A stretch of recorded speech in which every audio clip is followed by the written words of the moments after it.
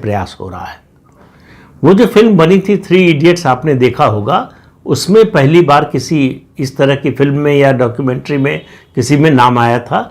वहाँ से उनको देश में जाना गया और दुनिया में भी, दुनिया में जो जिनके साथ वो काम करते थे वो तो जानते ही थे, लेकिन आमतौर पर उनकी पहचान जो है वो स्थापित हुई। और अपने को दिखाते हैं कि वो लद्दाख के हितैषी है। 5 अगस्त 2019 को जम्मू कश्मीर राज्य का पुनर्गठन हुआ, जब अनुच्छेद 370 और 35 से हटाया गया।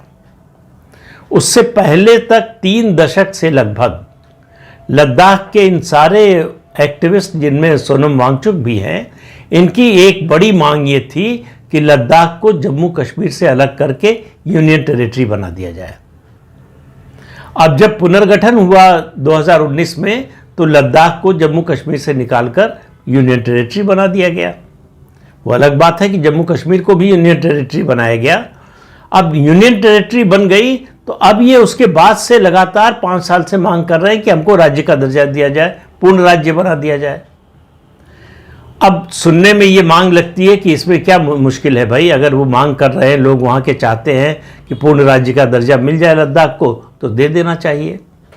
आप लद्दाख की लोकेशन को समझिए, उसके महत्व को समझिए, सामरिक महत्व, देश की सुरक्षा की दृष्टि से उसका जो महत्व है उसको समझिए।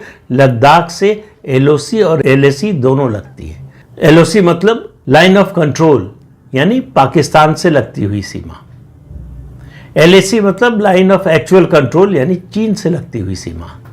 तो दो पड़ोसी देश जो हमारे दुश्मन हैं, जो परमाणु हथियार संपन्न हैं, जिनकी नज़र लद्दाख पर है और आज से नहीं दशकों से है, उन दोनों देशों से सीमा लगती है लद्दाख की। तो आप समझ लीजिए लद्दाख का सामरिक दृष्टि से और देश की सुरक्षा की दृष्टि से कितना बड़ा महत्व है। अब सवाल यूनियन टेरिटरी और फुल स्टेटहुड का है।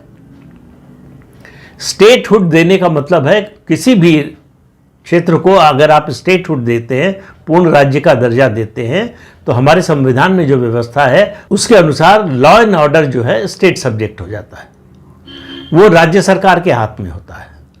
वहाँ पर अगर आपको सेना की तैनाती करनी हो, सुरक्षा बलों की तैनाती करनी हो, तो वो राज्य सरकार की मर्जी से होता है, राज्य सरकार के निर्देशन में होता है।